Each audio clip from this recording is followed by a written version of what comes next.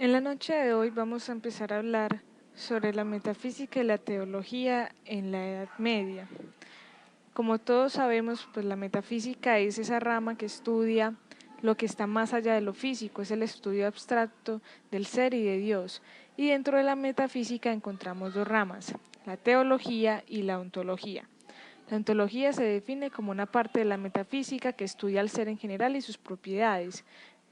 Y la teología es algo que se empieza a dar a partir de la Edad Media con Santo. A inicios de la Edad Media hay un quiebre fundamental en la historia de la filosofía. Veníamos con dos ideas y dos representantes claros hasta ese tiempo, Platón y Aristóteles. Platón nos hablaba de que la realidad se dividía en dos, el mundo inteligible, el de las ideas, y un mundo sensible, el material. Y por medio del mito de la caverna nos explicaba que los seres humanos estábamos encadenados a ver una sombra de la realidad, mas no la realidad pura. Con esto completaba que los sentidos no son el medio para conocer la verdad. En cambio, Aristóteles cuestiona a Platón, pues para él la realidad está compuesta por sustancias y no por ideas, y las sustancias de que hablaba era lo material. Resulta que a inicios del siglo de la Edad Media, en los primeros años de la Edad Media, empiezan a surgir dos movimientos. Los neoplatónicos, que se determina como la adaptación de las ideas de Platón al cristianismo, donde ellos se cuestionan y empiezan a decir conocer la verdad en lo que nos rodea. Ahí ellos empiezan a cuestionar y adaptan el pensamiento de Platón a que la verdad se adquiere solo cuando se da por medio de la revelación de Dios. En esta edad media se empieza a hablar de teología. Ya empieza un mundo teocéntrico totalmente, es decir, que el ser o el hombre ya no es el centro de todo, sino que es Dios el que empieza a partir o de donde se parten todos los pensamientos, dejando así a un lado muchos grandes pensadores de la edad antigua. Y el segundo movimiento que surge en este tiempo es el neo-aristotélico, donde Santo Tomás de Aquino empieza a mezclar las ideas de Aristóteles con el cristianismo, o también, como se conoce, el escolástico. Esto que buscaba llevar una verdad revelada por la fe, donde la razón y la fe eran el medio para llegar a esa verdad. Santo Tomás consigue que este movimiento fuera aceptado y que ahí explica que se puede conocer la verdad a través de los sentidos, que ya podemos experimentar. Gracias a esto se permite una investigación sobre la realidad, permitiendo así un avance científico y tecnológico en las civilizaciones futuras. Esta época de la Edad Media se denomina como el triunfo de la razón. Santo Tomás nos hablaba de una metafísica como una ciencia de la verdad, y no de cualquier verdad, sino de aquella verdad que es el origen de toda la verdad, es decir, donde Dios era el objeto de la metafísica y a la vez el estudio del ser. Por eso, en esta época se habla de un teocentrismo total, donde Dios era el centro de todo, donde Dios era el punto de partida para cualquier pensamiento y dejaba al ser a un lado. Ya en la modernidad, los filósofos se ven influidos por la ciencia experimental y las matemáticas. Por ejemplo, Descartes nos muestra un pensamiento de subjetividad. En esta época nace el humanismo. Ya el hombre sale a buscar nuevos mundos, se cuestiona sobre su realidad exterior, sobre lo que él ve. Aquí nace el humanismo y el hombre vuelve a ser el centro de todo. El centro del pensamiento es la subjetividad, la famosa y reconocida frase, pienso, luego existo. Pero para Descartes, hay una parte que lo cuestionaba mucho y era la realidad externa. Era saber si todo lo que él veía era cierto, ya que él hablaba de un genio maligno, que era capaz de poderlo engañar, de mostrarnos cosas que nosotros veíamos externamente, pero que no teníamos la plena seguridad de que fuera cierto. Pero Descartes tenía todavía en sí una parte de la teología de la Edad Media, y era el pensamiento de Dios. Él pensaba que siendo Dios tan bueno, no podría permitir que a él lo engañaran. Y por eso, si él podía ver todo lo que había afuera, es porque era cierto. Entonces, esto causó una contradicción en su pensamiento, ya que se basa en la teología medieval y su subjetividad se ve cuestionada. Por eso Freud refuta a Descartes, ya que Freud también le explica que hay cosas que el hombre ignora, pero que hace poco a poco, que se le va volviendo costumbre, o que hace inconscientemente. En esta época también Descartes logra demostrar la existencia de Dios por medio de la perfección y la subjetividad.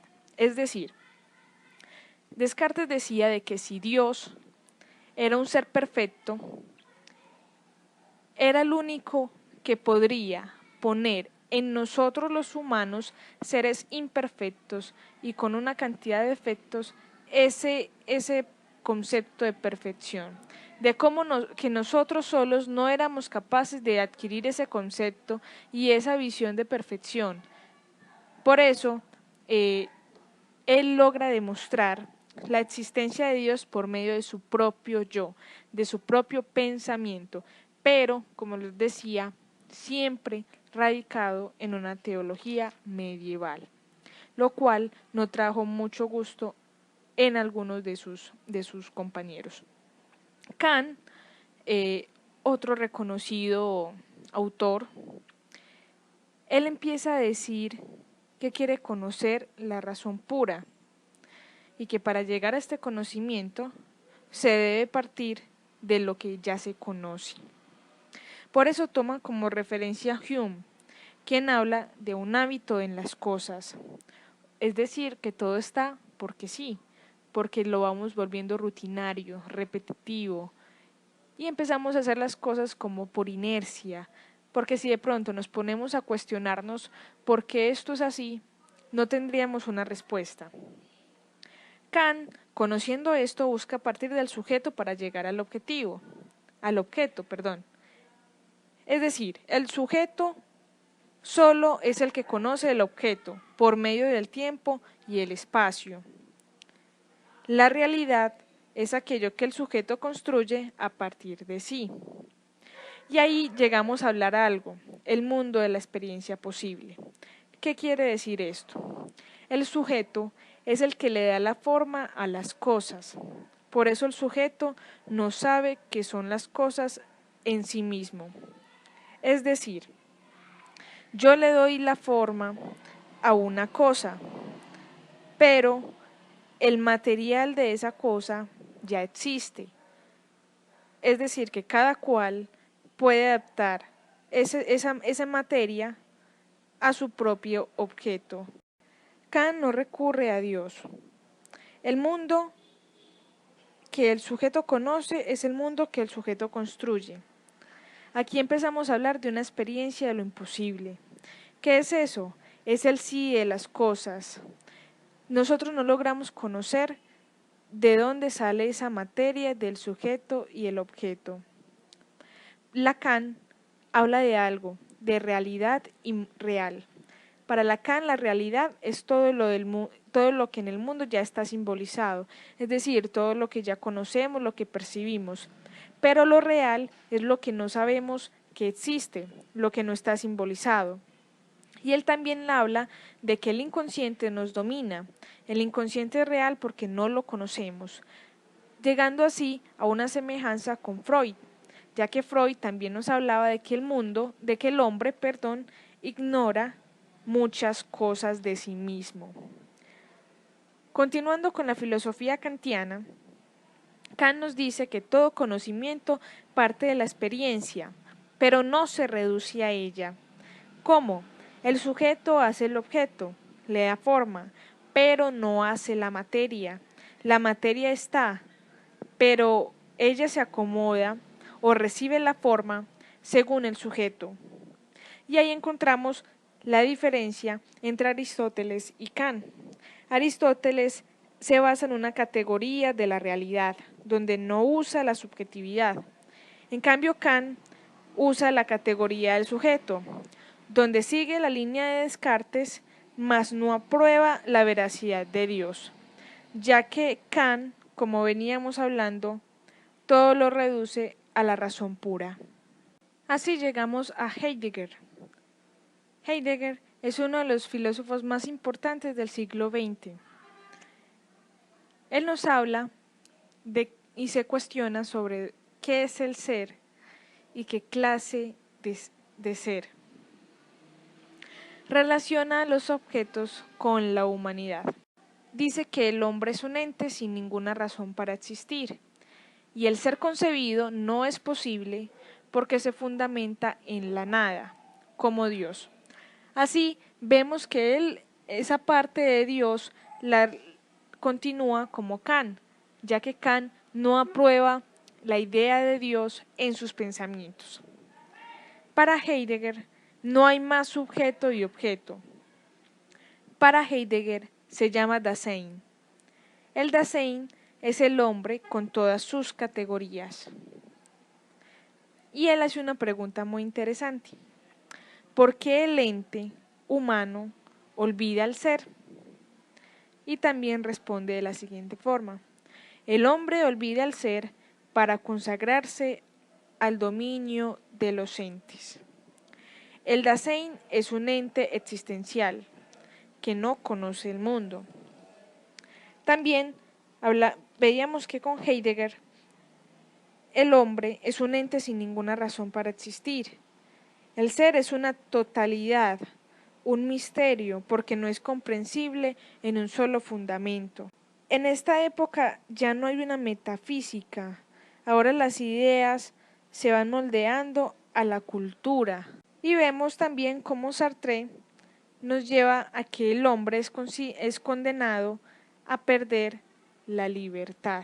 Sartre nos pone un ejemplo, el grupo. Todos somos libres de pertenecer a unos grupos y en muchas ocasiones para entrar a esos grupos hay que hacer unos juramentos o hay que hacer unos compromisos, pero nosotros somos libres a cumplir los compromisos que tengamos. Puede que en este momento seamos parte del grupo porque estemos reunidos, pero yo apenas salga y me aleje, ya vuelvo a ser una persona libre e independiente, que ya puedo tomar con autonomía si escucho, acepto y hago lo que me exige ese grupo. Y ya finalmente llegamos a una realidad radical. Esa realidad radical es la que tiene raíz en todas las demás. La realidad en este tiempo es la vida, mi vida. Aquí vemos el cambio del Dasein, pues para Heidegger es el ser ahí, en cambio ahora pasa a ser la vida como una interpretación de la realidad. Pero la vida humana no es el hombre. Se dice que la vida humana se convierte en metafísica, pues busca la realidad radical. Es decir, en conclusión a todo lo que hemos hablado en la noche de hoy, la realidad radical es la vida propia de cada cual. Y todo lo que ésta le aporte de su experiencia, de sus pensamientos y de su vida.